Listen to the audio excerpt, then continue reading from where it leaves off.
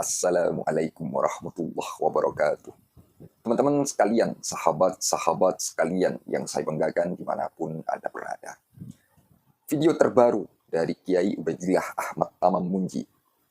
Beliau di dalam video ini memberikan sebuah statement yang cukup menarik untuk kita dengarkan bersama.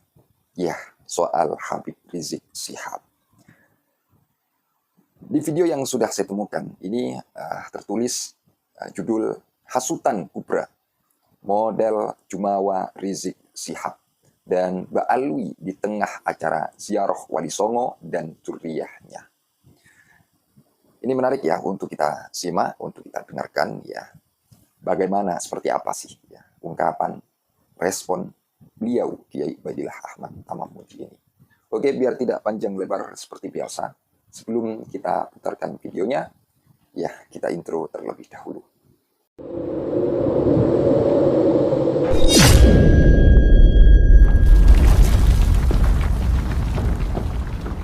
Assalamualaikum warahmatullahi wabarakatuh.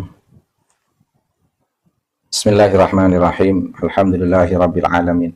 Allahumma salli ala sayyidina wa maulana Muhammadin abdika wa rasulika nabil ummi wa ala alihi wa sahbihi wa barik wa sallim tasliman katsira biqadri azamati dzatika fi kulli waqtin wa hinin. Raditu billahi rabban wa bil islami dina wa bi Muhammadin nabiyya wa rasula rabbi zidni ilma warzuqni fahma wasi' fi rizqi wa barik li fi ma razaqtani waj'alni mahbuban fi qulubi ibadika waj'alni wajihan fid dunya wal akhirah wa minal muqarrabin.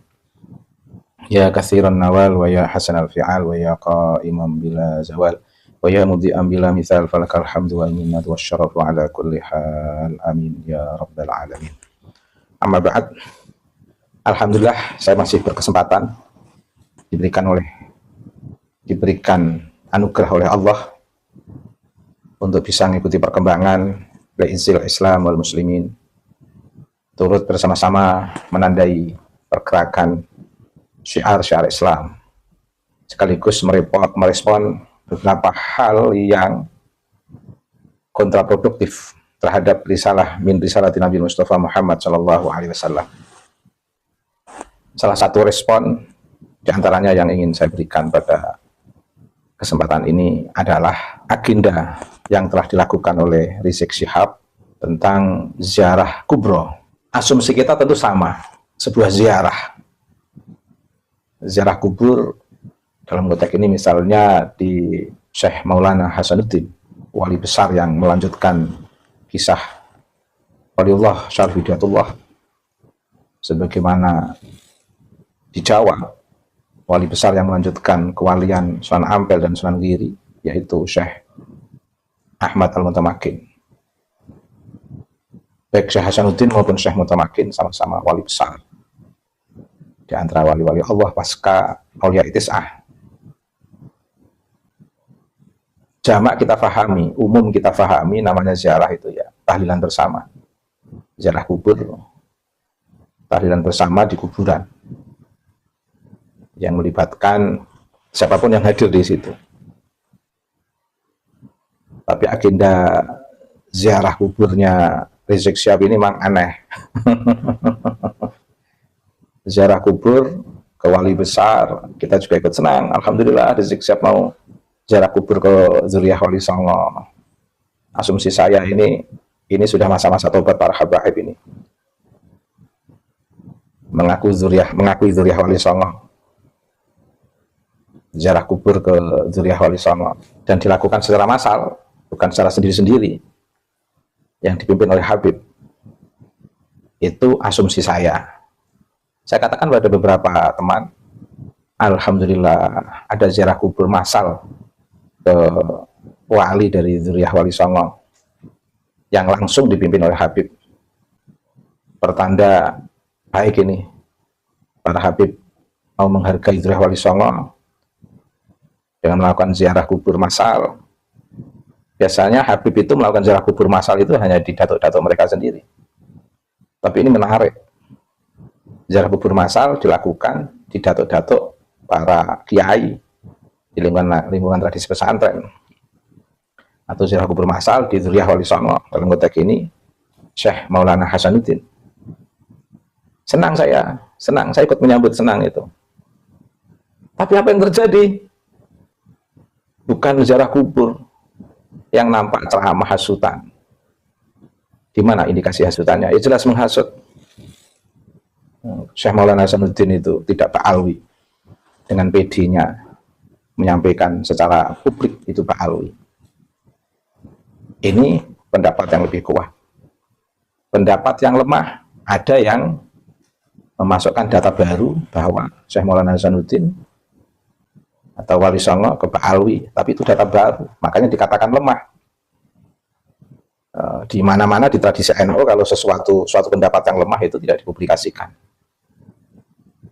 Yang dipublikasikan itu pendapat yang kuat. Qaula jumhur, qaula ulama, atau setidaknya data yang lebih kuat, data lama, data manuskrip tidak menunjukkan ke ta'alwi. Data lemah, masih asumsi, diceramahkan dengan menghasut publik untuk membenci riset seorang kiai terkait dengan temuannya terkait dengan nasab ta'alwi yang terputus, yang kerjaannya nyambung-nyambungkan aja. Di mana ada tokoh, wah di situ menjadi mangsa empuk bagi Pak Alwi untuk dijadikan sebagai cantolan dalam sistem kebudayaan, mengambil kekuatan para leluhur, tapi keturunannya tidak diakui. Kalaupun diakui, dijadikan budak. Mengaku zuriyah Wali Songo, tetapi mangsa perbudakan.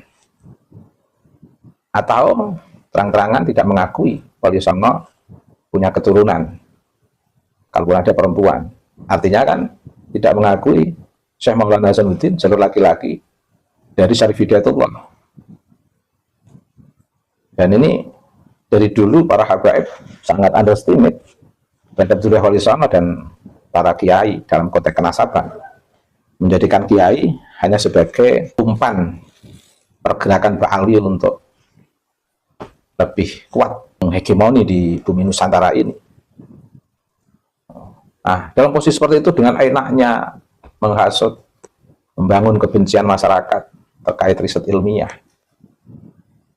Pertanyaannya, mengapa menjawab riset ilmiah harus melibatkan orang dengan pola hasutan itu? Ini nggak fair. Nggak fair apa yang dilakukan oleh Rizik Syihab. Tapi mungkin itu cara Allah untuk membentuk kesadaran masyarakat Banten, masyarakat Indonesia, terkait dengan ketidakjujuran Rizik Syihab.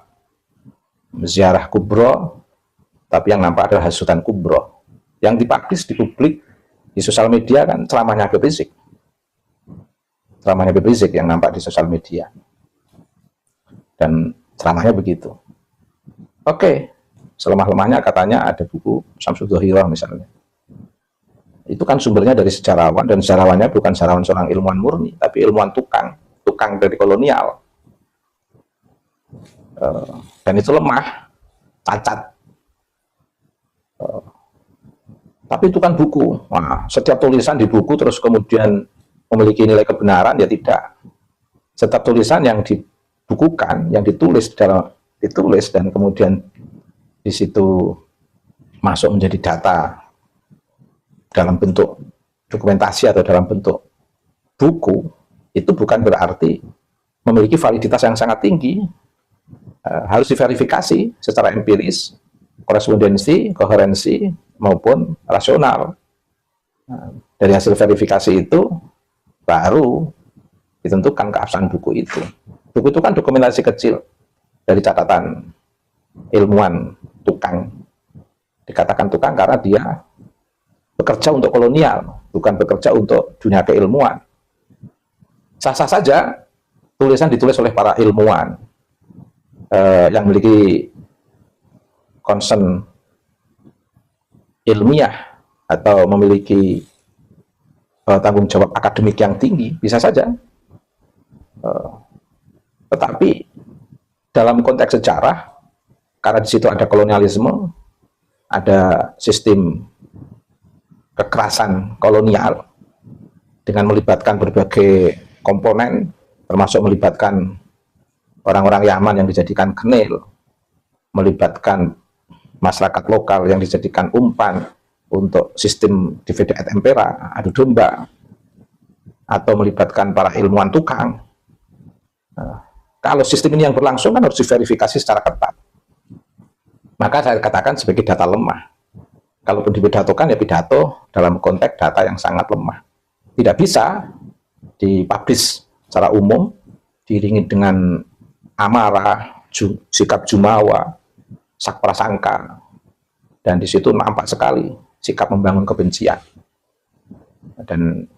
Tapi alhamdulillah masyarakat kita semakin paham dengan fenomena itu, justru malah masyarakat akan semakin tidak percaya kepada Pak Alwi, Zuriyah Pak Alwi yang punya dua tipologi yang selalu sama dari sepanjang sejarah, suka mengunggul-unggulkan dengan sistem glorifikasi atau interpolasi, melakukan pencakupan atau pembelokan sejarah melalui dokumen atau naskah yang ada, sehingga akan menjadi manuskrip yang seolah-olah di situ surah wal istifadhah. Tidak bisa begitu. Mbak Alwi kok pede sekali mengaku cucu Nabi. 5 abad setengah aja belum dijawab. 5 abad setengah belum dijawab sudah pidato dengan keluar-keluar begitu. Nggak punya malu. Nggak punya malu menampakkan kenasaban Mbak Alwi yang kosong 5 abad setengah, mengaku paling fasih. 5 abad setengah itu nggak sebentar loh, waktu lama. Atau abadnya 100 tahun. Nggak malu menunjukkan data lemah ngaku-ngaku cucu Nabi. Juga nggak malu ngaku-ngaku leluhurnya masyarakat pribumi sebagai saudara dia, ngaku-ngaku. Kalau saudara sebagai akhul muslim nggak apa-apa. Saudara sebagai akhul muslim nggak apa-apa. Tapi mengintisapkan Syekh Maulana Hasanuddin ke Pak Alwi, nggak malu. Itu dikira ada dosa toh. Dosa mengintisapkan sesuatu yang tidak diketahui dalam konteks data, hanya praduga. Padahal kalau konteks kenasaban hanya konteks praduga, cukup itu sebagai saudara kalian seagama atau maula kalian. Tidak bisa dipastikan secara qat'i, wong tidak tahu. Jadi ada 3 kesalahan di Rizik Syihab. Kesalahan sok pasti kenasaban Pak Alwi yang 5 abad setengah zong kosong. Kesalahan kegiatan atas nama ziarah kubro, tapi di situ yang adanya semangat membakar masyarakat untuk merespon riset ilmiah Kiai Imaduddin Utsman dengan bentuk kebencian. Yang ketiga, tidak malu ngaku-ngaku leluhurnya masyarakat pribumi, diintisapkan ke Pak Alwi sebagai leluhur dia. Nggak malu. Sikap-sikap seperti itu nggak malu. Ya, semoga ini pelajaran penting, introspeksi untuk Rizik Syihab, dan tetap menjadi hikmah menguatkan kesadaran masyarakat pribumi bahwa di hadapan kita ada glorifikasi dan interpolasi yang dilakukan oleh Pak Alwi dalam konteks kesejarahan Nusantara, leluhur ulama-ulama Nusantara dan pribumi. Dan itu juga berimplikasi pada eksistensi bangsa dan negara Indonesia ini. Terima kasih. Semoga bermanfaat. Ihdinas siratal mustaqim, siratal ladzina an'amta 'alaihim ghairil maghdubi 'alaihim waladdallin. Amin. Assalamualaikum warahmatullahi wabarakatuh. Jadi kurang lebih seperti itu. Sangat-sangat luar biasa sekali dari apa yang baru saja beliau kemukakan. Dan tentu narasi tersebut juga sangat penting ya untuk kita pahami bersama. Soal Habib Rizik ketika berceramah berapi-api ya. Artinya ya bisa kita dengarkan bagaimana lantangnya suaranya ya. Tapi kita lihat bagaimana respon beliau, Kiai Ubaidillah Ahmad Tamamunji. Artinya ketika beliau memberikan sebuah tanggapan atau responnya terhadap ceramah dia seperti itu. Jadi saya rasa ini merupakan sebuah tanggapan yang sangat halus dengan bahasa yang cukup tertib seperti itu. Artinya enak didengar lah ya. Dan video tersebut teman-teman ya, video yang baru saja kita dengarkan, yang kita simak bersama ya, itu sudah terupload kurang lebih 3 jam ya dari pembuatan video ini. Dan ya alhamdulillah ya sudah ditonton 2792 ya dari sekarang. Artinya ya dari ungkapan Kiai Ubaidillah tersebut ya sudah banyak yang telah mendengar ya. Toh walaupun saya tidak bisa menjamin apakah mereka teman-teman kita ya sudah menonton sampai akhir atau malah hanya menonton 2 menit atau 3 menitan seperti itu. Artinya dalam hal ini ya bisa kita pastikan bisa kita pastikan adalah daripada teman-teman kita ya sudah melihat ya dari judul lah ya. Artinya melihat walaupun hanya 1 menitan seperti itu. Tapi ini penting teman-teman ya. Artinya banyak manfaat yang perlu kita pahami dari video tersebut, dari ungkapan Kiai Ubaidillah tersebut. Sudah kita sadari beliau merupakan salah satu tokoh yang memang istiqomah ya, mendukung atau bahkan memperkuat ya tesis Kiai Imad seperti itu. Dan tentu ini merupakan sebuah hal yang mungkin cukup berat sekali ya. Artinya berat sekali itu mungkin di dalam perjalanan beliau ketika memperkokoh tesis Kiai Imad, menerima cacian atau menerima hal-hal yang tidak selayaknya lah ya, artinya komentar-komentar yang memang tidak pro kontra lah ya, artinya yang kontra seperti itu ya. Beliau baca mungkin ya, dan beliau tetap istiqomah sampai saat ini. Beliau mendukung tesis Kiai Imaduddin Usman Al-Bantani.